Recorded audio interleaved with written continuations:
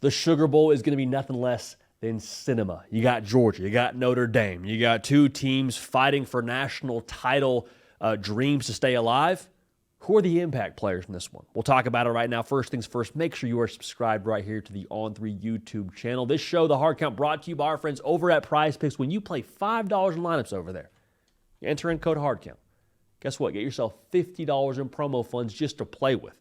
So if you want to fade us on here, be my guest. You want to follow us on here, be my guest. But that $5 lineup, using code HARDCOUNT, gets you $50 in promo funds to just do whatever the heck you want the rest of this college football playoff. So, two guys that I'm watching closely that I think set the tone for this college football playoff: Jeremiah Love, running back for Notre Dame; Trevor Etienne, running back for Georgia. Now, Jeremiah Love has got to factor in the passing game.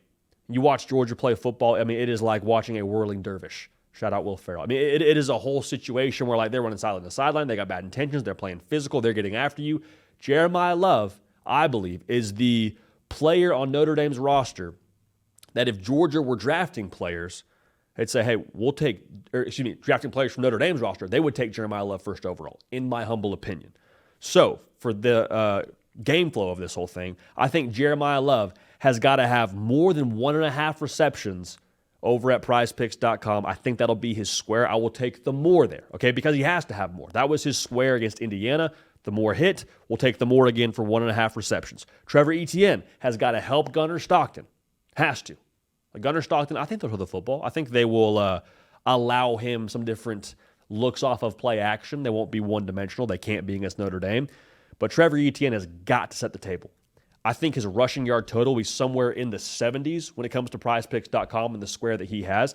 I'll take it up to 74.5. I'll take the more there. I think that'll be good enough combined with Nate Frazier, combined with Gunnar Stockton. But if it's less than that, or if it's a good bit more than that over at prizepicks.com, when it comes to the rush yard total, I'll take the less than for Trevor Etienne on his rush yard total in the Sugar Bowl. So those are two impact players that I got. Joining us now, man, the myth, the legend, producer of The Hard Count, and the 2004 Cobb County Spelling Bee champion, Kaiden Smith. Kaiden, what do you think about those two impact players, and what are your thoughts on just maybe what they might do in this game from a production standpoint with what PrizePicks.com may or may not be saying about them in this game?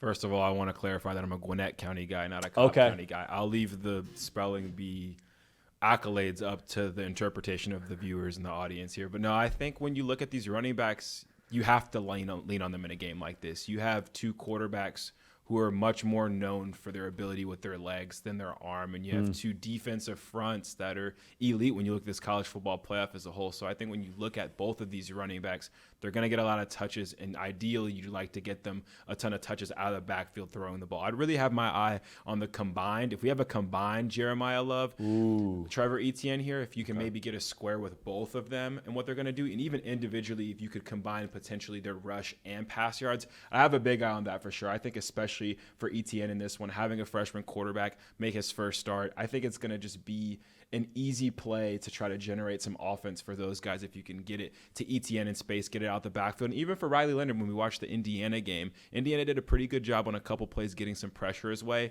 Who are you going to check it down to? Your running back, your tight end. So I think the running back and maybe some of these tight ends we can talk about as well are going to be some guys to watch in this game with two quarterbacks who are a little bit limited with their arm. And then when you look at what the defenses are presenting to you, I don't think the DBs and these guys that are underneath are going to be too afraid of the guys going over the top. So they might be able to crash down and try to get these guys down as quick as possible when you look at the running backs and the tight ends in this matchup.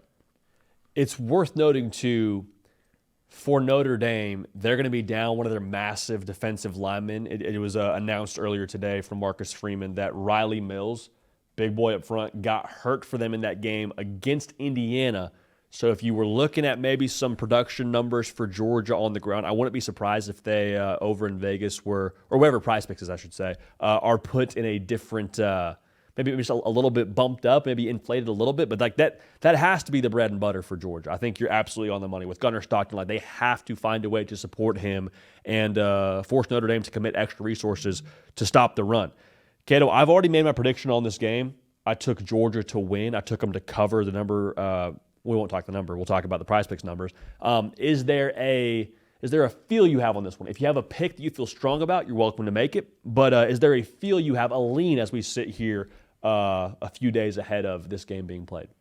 Yeah, I obviously lean towards Georgia as well. I think when you just look at their championship pedigree and what they've got going on in Athens, what they've had going on in Athens for a while, it's hard not to pick them. I'm very curious what the line would be, what even these prize pick squares would say if a Carson Beck was playing, how that changes the dynamics of the game. It obviously changes a ton of things, but I think it really evens the play field as far as, like I mentioned before, two limited quarterbacks when it comes to the pass game, two strong teams up front, two strong defenses. It's big on big. It's going to be two teams that are very similar in personnel. And when you're going big on big, you have to go with the SEC and you have to go with the Kings of the SEC when you look at the last couple of years. So I would definitely rock with Georgia winning this game. But I do think it's going to be the kind of game that Notre Dame's going to be able to win and win close. And I think if they can get a guy like Faison involved in the passing game, that'll be huge. He had 7 catches. The next guy had like 2 on that in that last game we saw against Indiana. So that'd be another square I'm looking at if I was looking at prize picks. They're going to try to probably get him involved early and often. I would maybe go for his touches per se, maybe his receptions versus his yardage, because